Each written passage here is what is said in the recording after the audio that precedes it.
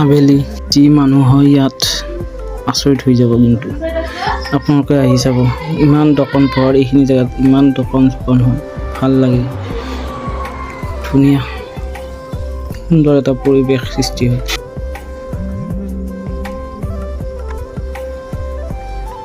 আপোনালোকেও আহি চাবচোন আবেলি এবাৰ পলাশবাৰী ব্ৰহ্মপুত্ৰ নদীলৈ।